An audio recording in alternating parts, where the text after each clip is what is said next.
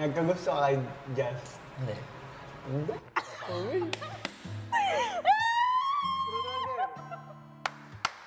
I feel it coming. I feel it taking control.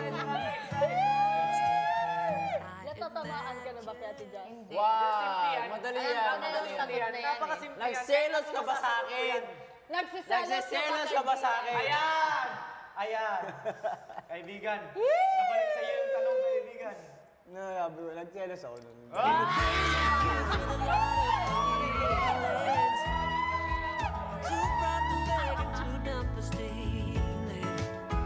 Siyempre, abang tumatagal o kuya nung inuman namin, may nagkakatapatan na din po ng feelings. Sige, ako. Ayusin mo, kakampi tayo. May pag-asa ba si JM after all lang ito?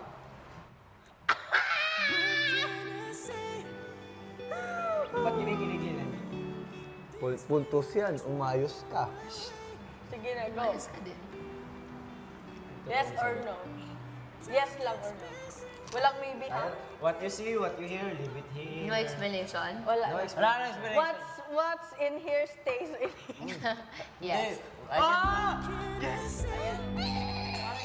Natalo ang manok ko, kuya, na si Ate Jazz, kuya.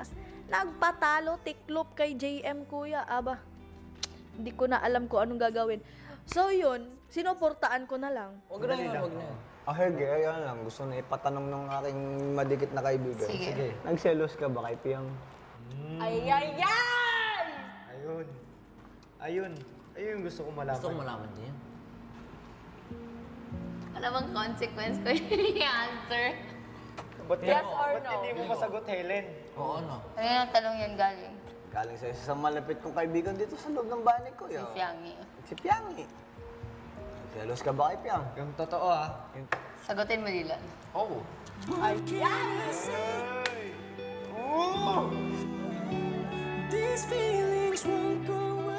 Siyempre kuya, bago pa ho yun nangyari kuya, alam ko naman po talaga na meron ho talaga silang pagtingin sa isa't isa kuya. Yung pinili niya si Fiang. Damn! Aray. Sabi ko, Sabi ko na sa'yo, Herb, si Ate Jazz sana yung pinili mo.